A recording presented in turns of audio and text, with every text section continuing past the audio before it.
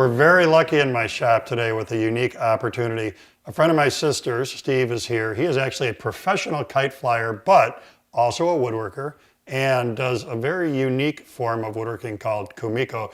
And we're lucky he's here, because from our conversation we've had already, I don't think I'm patient enough to do what he is doing.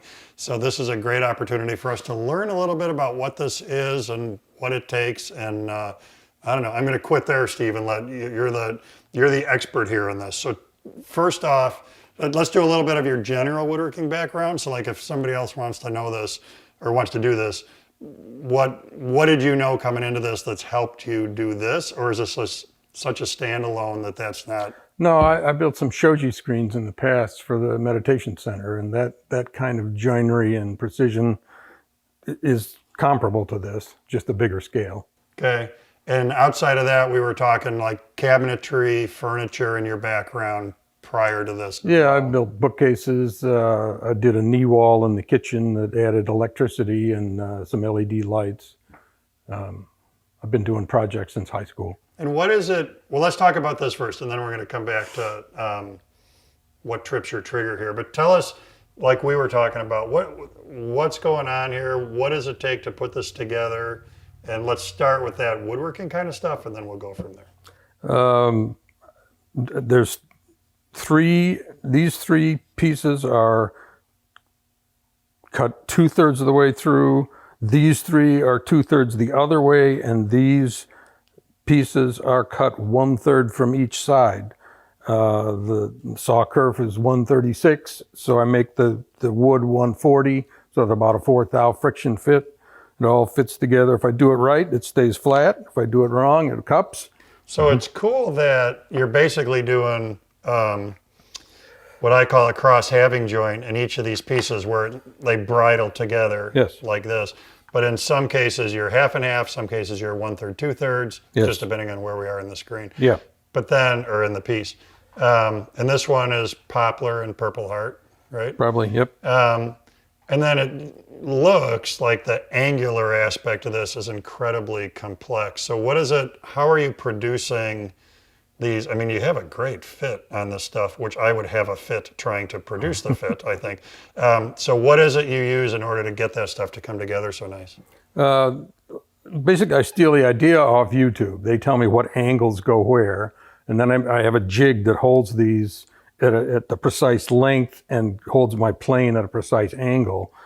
And then, so I do like here where there's two angles, do that end first, then do this joint, and then keep adjusting the jig until this end just fits. So I only cut the single plane on the final fit. And then once I get that fit correct, then I can reproduce the rest of them. Got it. So I think an important part out of this is looking at this, it looks like you've got a tiny little piece right there, but this is one of those cross-halving joints in here. Yes. So overall length of that part is whatever it is, yes. 2 inches. Yeah.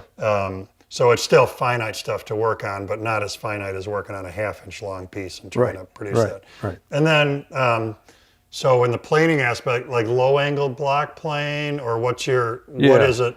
Yeah, I started with a low angle block plane, and I bought a heavier blade so it doesn't want to chatter. I was using a chisel, but that was shaving away my jig. So block plane seems to not do that. And then we were talking about these. So this is cool because you introduce some curviness. Poplar and walnut in this case. And what do you got to do? Because you've got some examples here: walnut, sapele, and cherry. Right. So what's happening to these pieces to get them to take that shape so that you can push them into that bow? I made a steam bender out of an old pan and PVC pipe.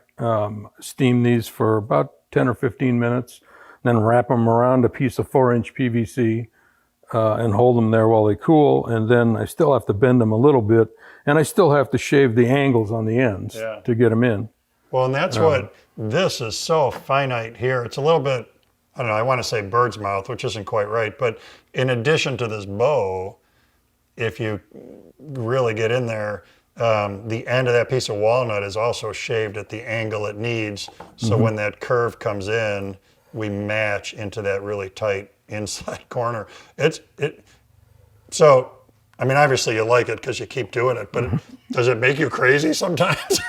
No, I was We're a on such computer a tiny programmer scale for here. 35 years, and this is the same kind of intricate precision, but you can see something. Yeah. In computers, if you do everything right, nobody knows you did anything. Yeah. So So then is there an end game to, you make a bunch of these panels and then they're a thing? Or is it for you, is it challenging yourself? I want to try different panels, try different shapes, try different angles. what I was doing here was trying different woods to get the contrast of the colors, see what it was like to work with. Like Purple Heart doesn't bend well at all. Some of it's brittle and snaps. I had the early work, I actually resawed something like this by hand. So if you look close, the width varies all over the place. Later, I did it on the table saw, but there's a really, like for every 1/8 piece I cut off, there's a kerf. So there's 50 to 75% loss, which is kind of painful. But So some company watching wants to sell you a drum sander because that would help you get these things to a finite shape. And we were talking to some time ago. We did a video on the Bridge City plane, which has skids on the bottom of it, and that's part of their premise is you can use it like a planer but handheld to get stuff down to a real finite thickness. That'd be cool. And I think that's part of this is part of the application for that. It would be cool. I mean, there are some specialty Japanese planes to cut these angles on a whole bunch of pieces at once if you're making a big wall thing, but that's way beyond my budget. Yeah. Well, this is neat, and I appreciate you coming all the way in, and I can't wait for you to tell me stories about my sister off camera and things that I don't know about her yet. So thanks for the time and bringing this cool stuff and giving us a walk through Kumiko. Did I say it right? Yep. Okay.